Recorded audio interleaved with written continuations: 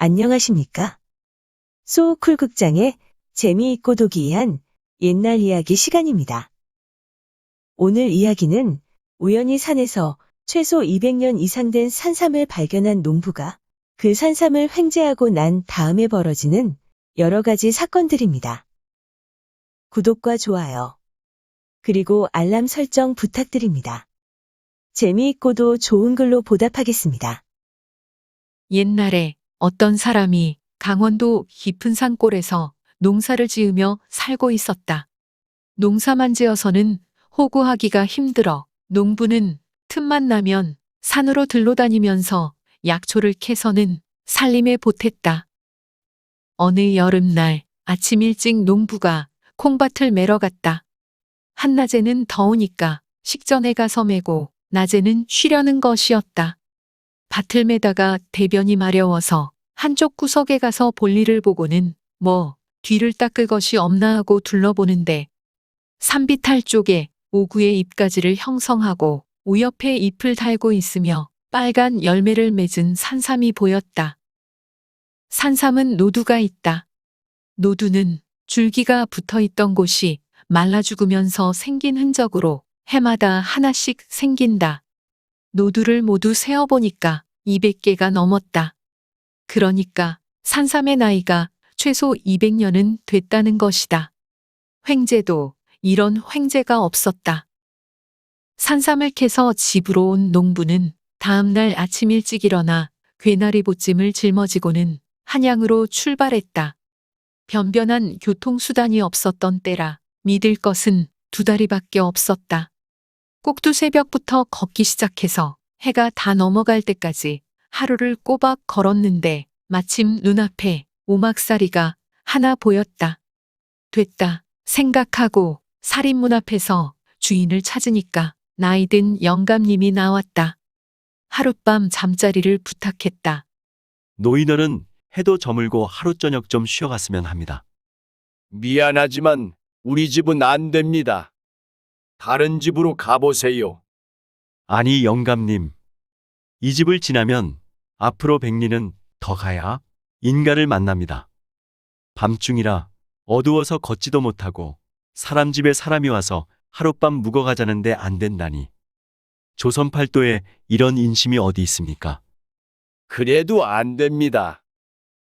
노인이 거절하거나 말거나 농부는 때를 부렸다. 밤중에 산길을 가다가 호랑이의 밥이 될 수는 없었기 때문이다. 그러지 말고 노인 어른. 내일 새벽 먼동이 뜨면 바로 떠날 테니까 어디 헛간에서라도 하룻밤 보냅시다. 그러니까 어쩔 수 없었던지 노인이 사정 이야기를 했다. 젊은이, 우리네 인심에 나그네를 안 재우는 경우가 어디 흔하게 있소이까? 집안에 큰 우환이 생겨서 그렇습니다. 무슨 우환이길래 그러하십니까? 우리 집 며느리가 지금 첫 아이를 낳고 있소이다. 난산이라 사흘을 버티고 있더니 지금은 기가 다해서 죽어가고 있소이다. 며느리가 죽으면 아이도 따라 죽을 테니 한꺼번에 두 사람이 죽게 됩니다. 우리 집 아들놈은 지켜보다 못해서 의원을 데리러 무작정 나갔는데 집을 나간 지 이틀이나 되었는데도 죽었는지 살았는지 아직도 소식이 없소이다. 늙고 힘없는 내가 산모를 업고 어디 있는지도 모르는 의원을 찾아 길을 나설 수도 없고 이러지도 못하고 저러지도 못하는 형편이라 손님을 받을 수 있는 상황이 아니올시다. 아이고, 나는 그런 줄도 모르고. 노인 어른, 소생이 잘못했습니다. 그렇다고 길을 나설 형편도 못 돼서 엉거주춤하게 서서 노인과 이런저런 이야기를 하는데 말하다 말고 며느리에게 갔다 오더니 노인이 얼굴을 팍 떨구었다. 며느리가 숨을 거뒀어요. 죽은 것 같아요. 목구멍만 미지근해요. 노인 어른, 내가 좀 가서 보면 안 되겠습니까? 가서 봐요. 죽은 송장인데 인제 와서 내외할 것도 아니고 안 될 게 뭐 있겠어요? 농부가 가서 만져보니까 손발은 이미 차졌고 목구멍만 미지근했다.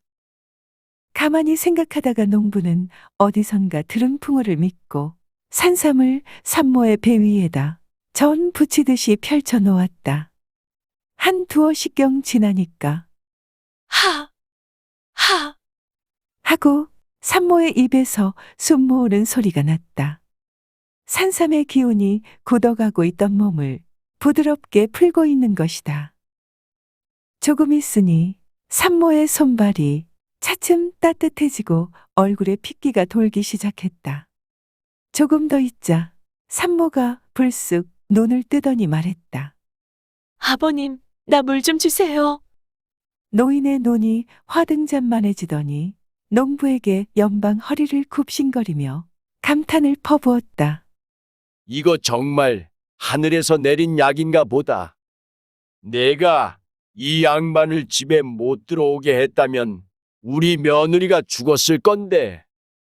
아이도 죽고 두 사람 모두 죽었을 건데. 아이고, 이런 것을 전우신조라 하는구나.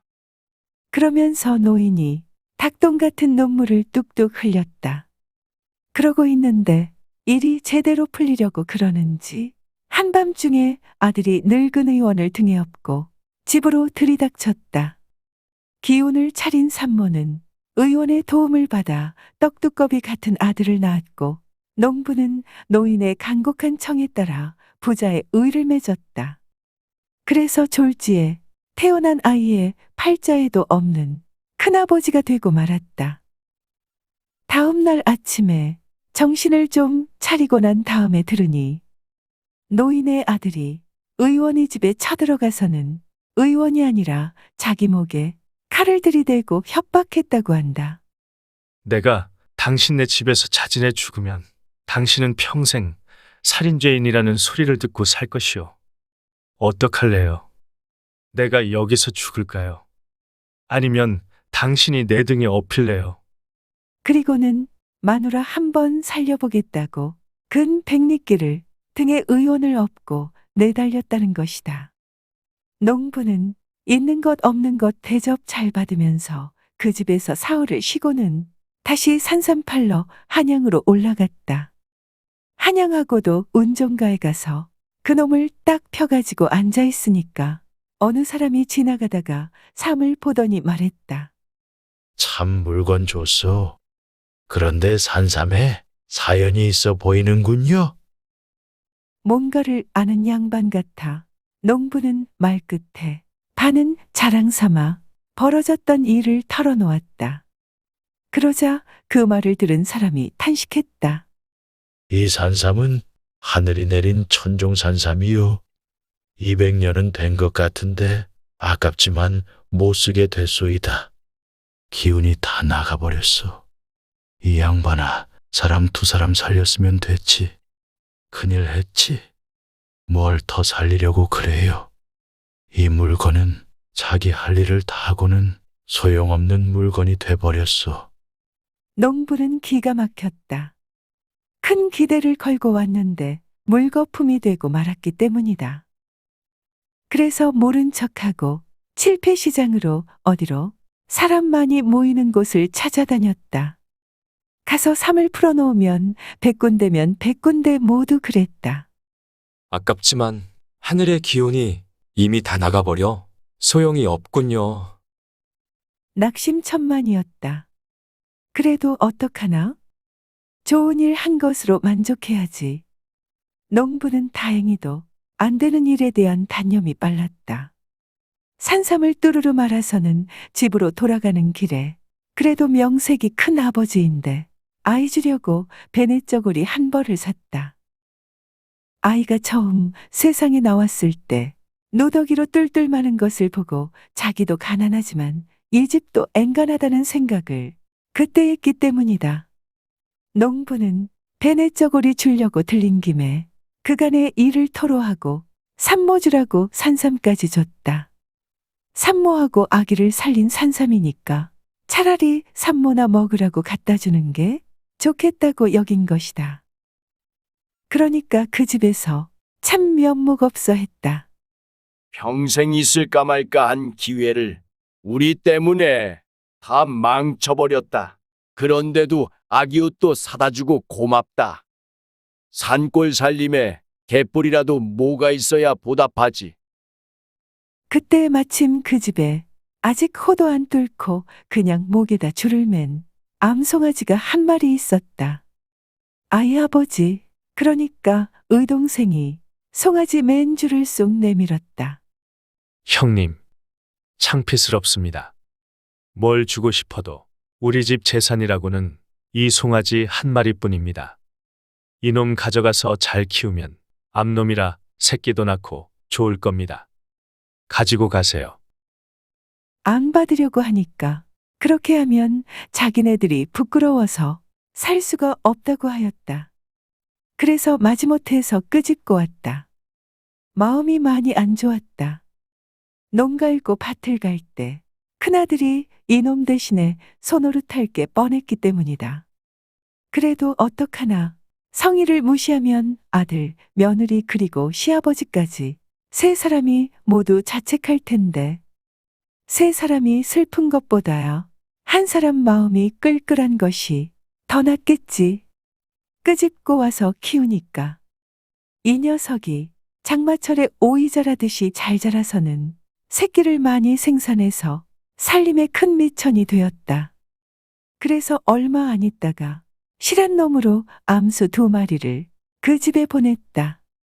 피를 나누지는 않았지만 의리로 만난 형제도 형제임은 틀림없으니 형제간에 나누어 써야겠다 싶어서이다. 들어주셔서 고맙습니다. 용어 풀어 올리겠습니다. 호구는 입에 풀칠한다는 뜻으로 겨우 끼니를 이어감을 이르는 말입니다. 노두는 뇌두라고도 합니다.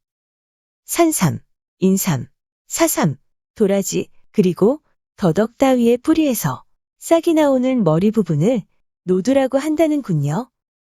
노두는 1년에 한 개씩 생긴다고 합니다. 그러므로 노두의 흔적은 산삼의 연령을 가늠할 수 있는 자료가 된다는군요. 운종가는 지금의 종로를 이르는 말입니다. 한자말 그대로 많은 사람이 구름같이 모였다 흩어지는 거리라는 뜻에서 유래된 운종가는 당시 조선의 대표적 상업 공간이었다고 합니다. 천종산삼은 자연 상태로 자란 산삼입니다. 천종산삼은 주로 확 트인 산비탈에서 많이 발견된다고 하는군요. 베네쩌고리는 깃과 섭을 달지 않은 갓 태어난 아이의 옷입니다. 참고문헌 및 자료 출처 소개해 올리겠습니다. 오늘 이야기의 구연자는 1998년 당시 79세였던 정일용홍입니다. 구연 장소는 충북 청주시 중앙공원입니다. 이때 구연한 이야기들을 편집해서 박종익 교수가 한국구전설화집체 1권 청주편을 펴냈습니다.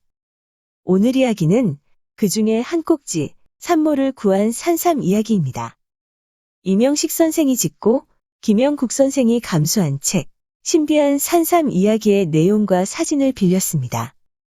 한국임업진흥원의 기사와 사진을 빌렸습니다. 한국신만이협회와 한국전문신만이협회의 기사와 사진을 빌렸습니다. 위키백과와 나무위키의 기사와 사진을 빌렸습니다. 크라우드픽, 핀터레스트, 픽스타, 123RF 그리고 픽사베이의 사진과 일러스트를 빌렸습니다. 소우 쿨극장은 일주일에 3번, 매주 화요일, 목요일 그리고 토요일 오전 10시 전후에 이야기를 올립니다. 고맙습니다. 다음에 만날 때까지 안녕히 계셔요.